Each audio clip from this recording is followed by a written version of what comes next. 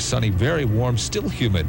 Right now, we've got 88 in downtown Pittsburgh. From Light FM 92.9 WLTJ, Pittsburgh. Pittsburgh is remembered as the Steel City. In the early part of the century, its mills and refineries attracted waves of immigrants from the Old World. The city became a patchwork of ethnic neighborhoods. Each community brought with it a separate history, a separate faith.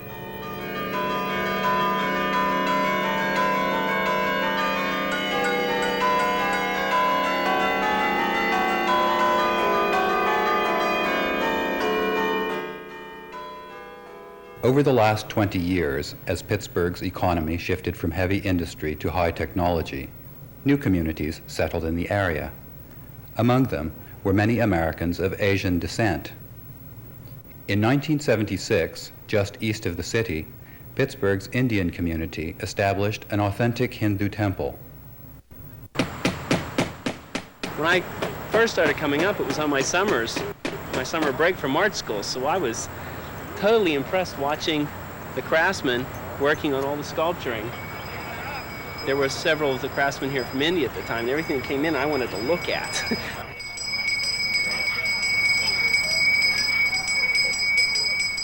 I think that's what made America great, was the freedom of religion. Having another religion and more people able to worship their own way is just part of it all. And I like seeing it around. Om Namo Narayanaya. Om Namo Narayanaya. Om Namo Narayanaya. Om Namo Narayanaya. Om Namo Narayanaya. There are close to 700,000 Americans of Indian descent living in the United States. Many communities have established their own places of worship. The Pittsburgh Temple is modeled on a famous temple in South India and, like the Mother Temple, has become an important center of pilgrimage. Each year, it attracts visitors from throughout North America. When the temple commemorated its 10th anniversary, thousands of pilgrims joined the local community to celebrate the event. The week-long festival begins with a flag raising and culminates in a ritual bathing of the temple deities.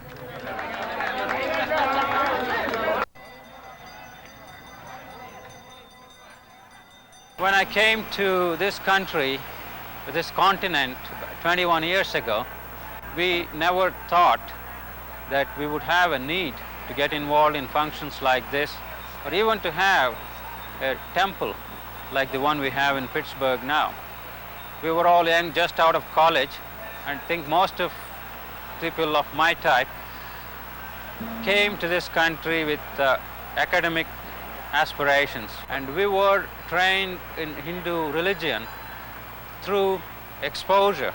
Therefore, we didn't see any need for any authentic practice or continued practice of religion at that point in time. We stayed for too long, and then we started to feel the need.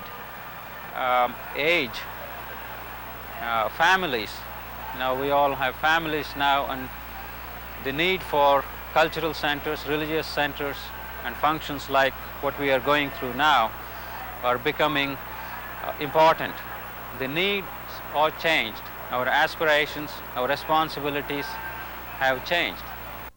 Om Kurmaya Namaha, Om Varagaya Namaha, Om Narasimhaya Namaha, Om Vamanaya Namaha, Om Bhadravamaya Namaha, Om Dasaratharamaya Namaha, Om Balaramaya Namaha, Om Kalkite Namaha, Om Shri Krishnaya Namaha, Om Shri Bhupinita. In Hinduism, God is understood to have many manifestations. The Supreme Being is personalized in mythology, in art, and in worship. This temple is dedicated to a form of Vishnu called Lord Venkateshwara, the preserver of life and moral order. In ritual, the icon receives all the courtesies due to a king, all the care given to a child.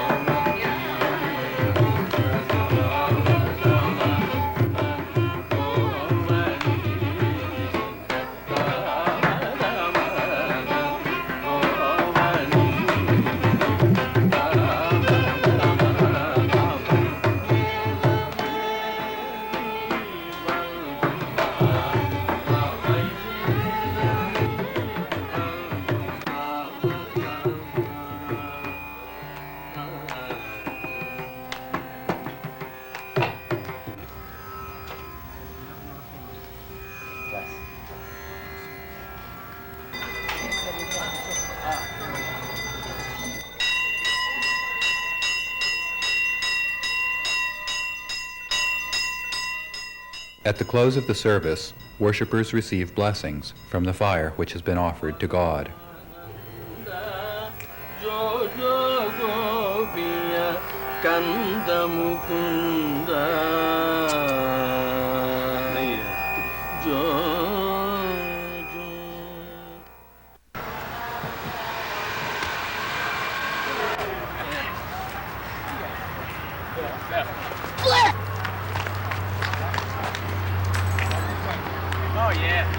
Parents are still Indian, even though they live in America. They still follow Indian customs.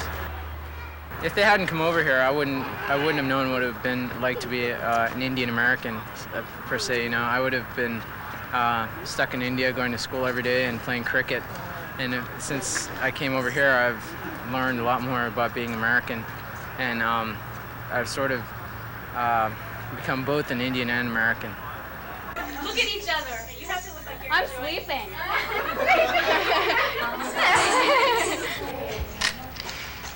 Leg up, great.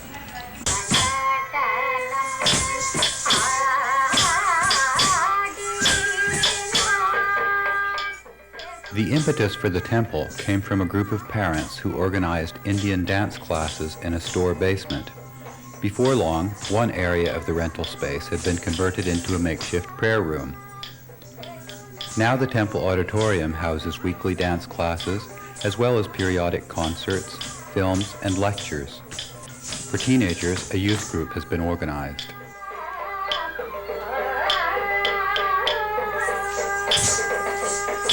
The temple youth organization is usually what it's supposed to do is it's supposed to have, you know, so that Indian kids who are growing up in America and stuff can have some contact with Indian friends and their Indian culture and heritage and stuff like that. So they have dance parties really often, and it's supposed to, I don't know, get Indian kids together and stuff. And we do that. And last year we had a car wash for charity. That was good. And they did a mock wedding. You know, they do just things like that. You know, which are supposed to, I guess, increase our cultural awareness.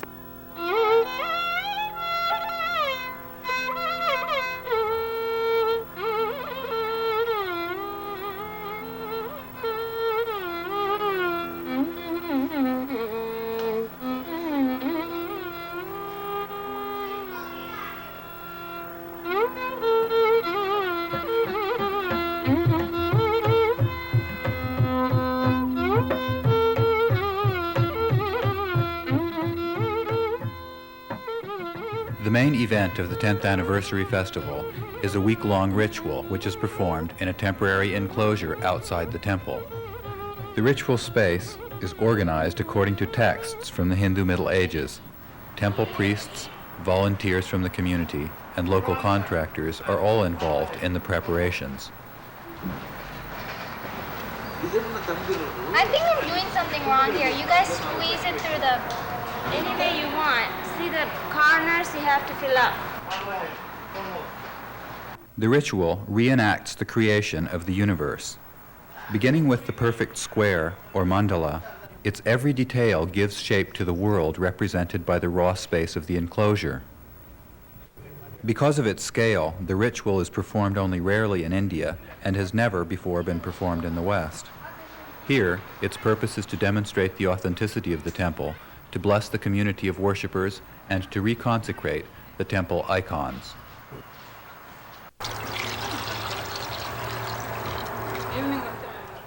The ritual gets its name from the 1,001 brass pots, called kalashas, that are filled with water and other sacred substances. Through the ceremony, the water is thought to become charged, and finally, it is poured over the deity in a ritual bath. Each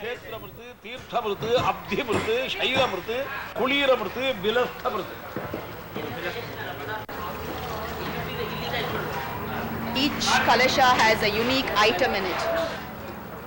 Several people have been responsible and helping out in collecting all these items.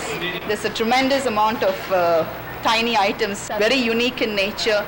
Some of the grocery items which I couldn't get from the Indian grocery stores locally, I could get it from the Chinese grocery stores. Some of them have medicinal characteristics. Some of them are grains. Some of them are fragrances. There's several inscriptions on gold and silver. There's going to be mica, all kinds of metal items also. We have waters from all over the world, I would say. We've got water from the Ganges, which is supposed to be very holy as far as our religion goes. We've got water from the Triveni Shangam, where the three rivers meet in India. We've also got water locally where the three rivers meet in Pittsburgh, where the Monongahela, Allegheny, and the Ohio meet. We've got Atlantic City water, we've got Lake Erie water, you name it, we have it. For the ritual of the 1001 pots, the temple icon is brought outside to the sacred enclosure. In the final ceremony, the waters poured over the deity are believed to rejoin the rivers and bless the world as a whole. The pots are arranged to represent the cosmic order. The outer ring is the human realm. Above it and toward the center is the realm of the gods, and in the uppermost, central position is that of the Supreme Being. Each of the 1001 pots was sponsored by a family or individual. After the final ceremony, they will be taken home to be used in household shrines.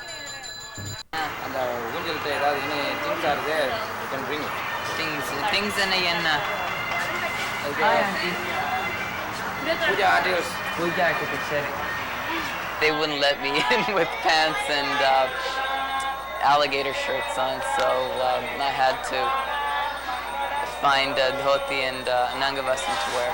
I have brought my friends up here, and they were really interested. The people that I brought up were very interested in what we do and why we do it. There have been a lot of people who just like wonder about us because our customs are strange to the average American person, and you do your own bit of enlightening them and telling them about us and our ways.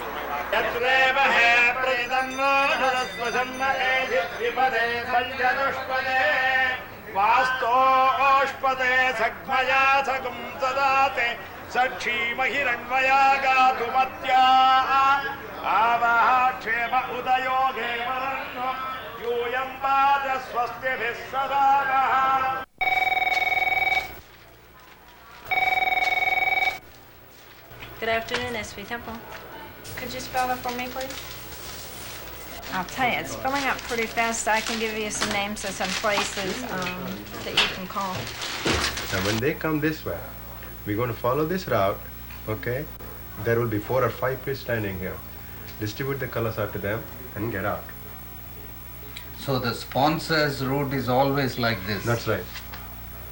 My name's Gladys. You're welcome. Bye. My name is Ram, and I'm a lawyer working in New York. I live in New Jersey. I'm here in my first leg of my vacation. I understand from yesterday, from talking to one of the priests here, that one of the chiefs who works in Tirupati also is involved in the functions here. So he's trying to do it as it's normally done in the Tirupati that's in the state of Andhra Pradesh in India.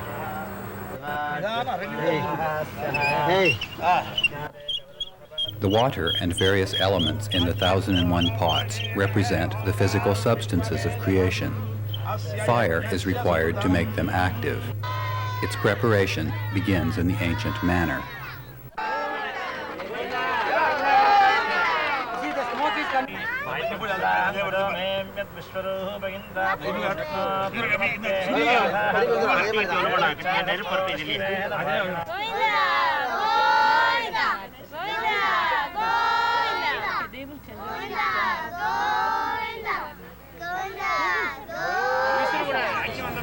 That's also called cheating.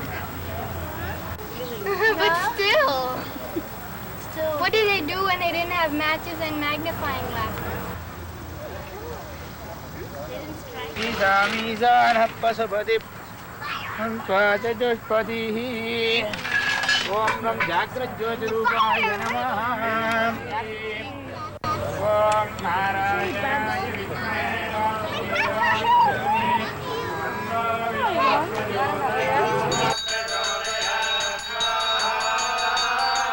The fires are distributed to 4 altars at one end of the ritual enclosure.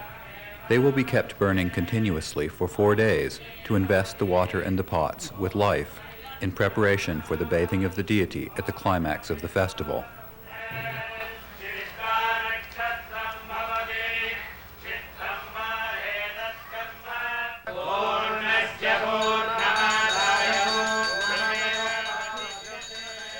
The fire sacrifice is older than the ceremony of the 1,001 pots.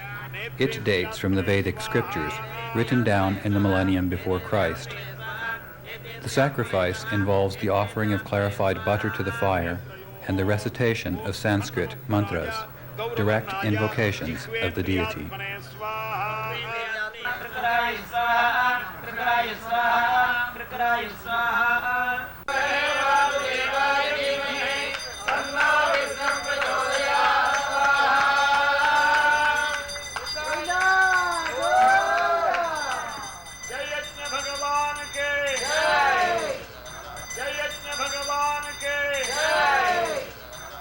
Welcome to Sri Venkateswara Temple.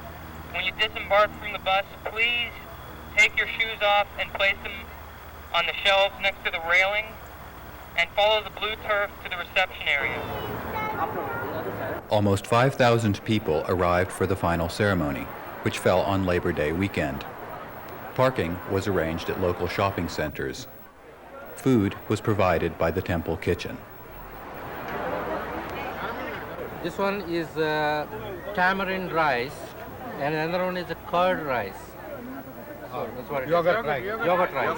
Yes. It's free for all the people. Peanut butter and jelly sandwiches are down there. Mountain Dew.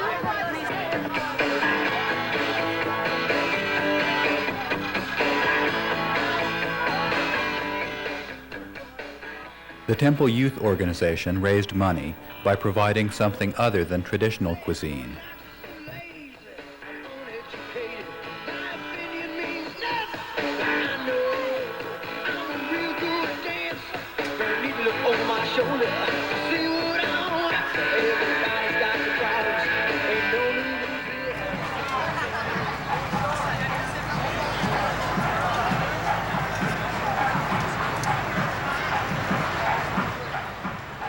This is the most important time in this whole 1 week of celebration. But we want each one of you to enjoy. Thank you very much. The next thing will be the priest. Thank you.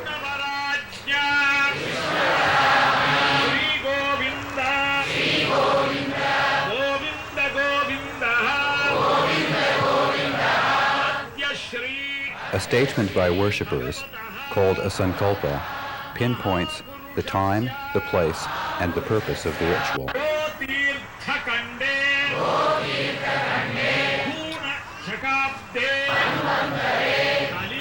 It concludes by saying, "We commit ourselves, together as one, that divine blessings be granted to us and to all peoples of all the world."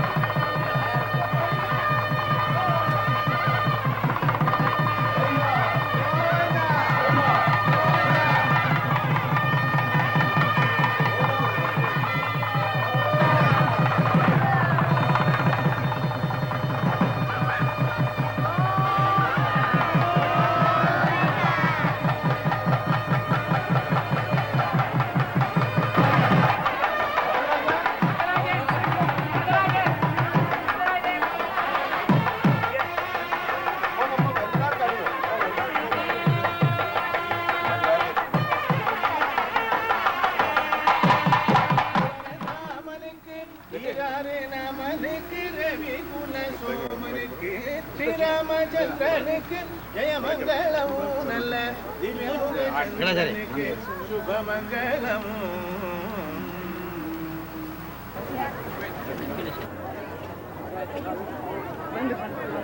We thank you at this time for your cooperation. We hope you have enjoyed this occasion and we want you to come back again and again.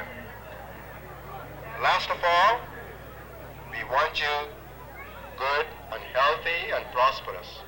And we want you to pray for this temple. Thank you. Whenever Hinduism has moved in the past from place to place, modifications and rituals have taken place. No ritual has ever remained the same, and every time a ritual is performed, it is slightly different. But it is not the changes that are important, it is the experience. And the experience has remained very potent in this place. And that's what makes important for the people who attended the ritual.